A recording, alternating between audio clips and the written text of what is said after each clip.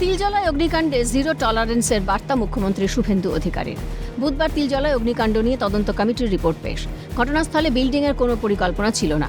ওই বিল্ডিং সম্পূর্ণ অবৈধ বলে রিপোর্টে উল্লেখ। ঘটনায় গ্রেফতার কারখানার মালিক নিসার আহমেদ জাফর ও শামীমের বিরুদ্ধে বিএনএস ১০৫ ধারায় এফআইআর দায়ের করা হয়।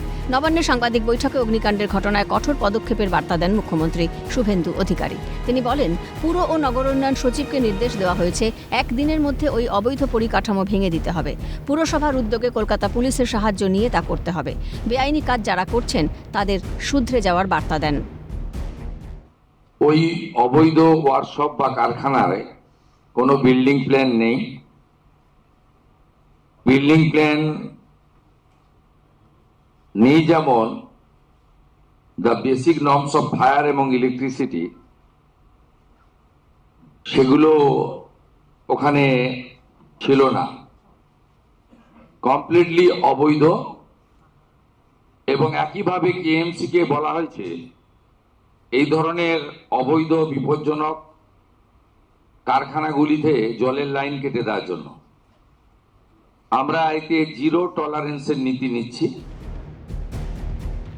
তিলজলায় ওই বিল্ডিংয়ের জল বিদ্যুৎ পরিষেবা কেটে দেওয়ার নির্দেশ। বিদ্যুৎ সরবরাহকারী সংস্থাকে এই রকম আর কোথায় অবৈধ কারখানা রয়েছে সেটা নজরদারিতে আনার নির্দেশিকা দেওয়া হয়েছে। অনুমোদন না থাকলে সেখানে বিদ্যুৎ পরিষেবা বন্ধ করার নির্দেশিকা সরকারের। তিলজলা, তপসিয়া, মোমিনপুর, ইকবালপুরে এই ধরনের অবৈধ নির্মাণে কর্পোরেশন ও সিএসসিকে ব্যবস্থা নেওয়ার নির্দেশিকা। কলকাতা মিউনিসিপ্যাল কর্পোরেশন ও সিএসসিকে সমস্ত অবৈধ নির্মাণ অডিট করতে নির্দেশ। আমরা বিদ্যুৎ সরবরাহকারী সংস্থাকে পার্মানেন্ট ইলেকট্রিক ডিসকানেকশন করার অর্ডার দিয়েছি এবং সিএসসি কে বিদ্যুৎ সচিবের মাধ্যমে জানানো হয়েছে যত এই ধরনের বিল্ডিং প্ল্যান স্যাংশন নেই, অবৈধ কারখানা আছে, বিশেষ করে কসবা, তিলজলা, মোমিনপুর, ইকবালপুর সহ এই এলাকাতে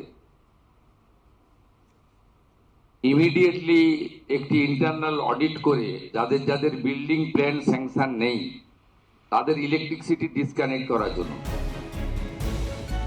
অন্যদিকে পরিবারের লোককে হারিয়ে আকুল পাথারে পরিবার। কান্নায় ভেঙে পড়েছেন মৃত কর্মী মোহাম্মদ হাসানুজ্জামান ও রাজেব আলী মোল্লার পরিবার। রাজ্যের মুখ্যমন্ত্রীর কাছে সাহায্যের আর্জি জানিয়েছেন তারা। পাশাপাশি অভিযুক্তের শাস্তির দাবিও ওঠে। আমরা চাই, উনি তো চলে গেছে, ওনার তো আর কিছু পাওয়া যাবে না, যাতে আপনাদের মাধ্যমে আমরা মুখ্যমন্ত্রী সাহেব শুভেন্দু অধিকারী মহাশয়কে আমি এই বার্তা দিতে চাই যেন আমাদের একটা সুব্যবস্থা করে দেয় কারখানার মালিক, হ্যাঁ, যাতে মানে ফ্যামিলিটা যেন পথে না বসে সেরকম যেন ব্যবস্থা করে দেয়। এই বার্তা আপনাদের মাধ্যমে ওনাকে দিতে চাই।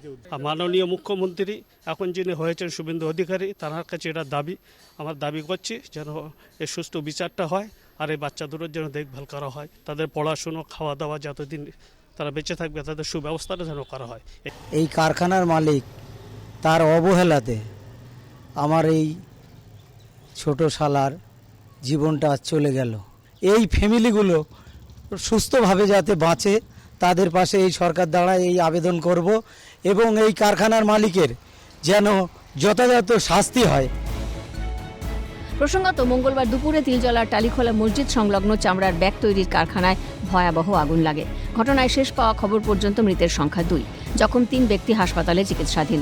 পুরো ঘটনার তদন্ত শুরু। এর আগেও একাধিকবার তপসিয়া অগ্নিকাণ্ডের ঘটনা ঘটেছে। তারপরও কেন এত উদাসীনতা? তৎকালীন প্রশাসনের নাকের ডগায় কিভাবে গজিয়ে উঠল অবৈধ নির্মাণ? কেন কোনো ভ্রুক্ষেপ ছিল না মমতা প্রশাসনের? এই মৃত্যুর দায় কার? ক্যামেরায় সুরজিৎ প্রামাণিক, সমীরণ হাওলাদার ও বিধান মাহাতোর সঙ্গে সায়ন্তন ভট্টাচার্য, অভিরূপা হাজরা ও মফিজুল ইসলামের রিপোর্ট, ক্যালকাটা নিউজ।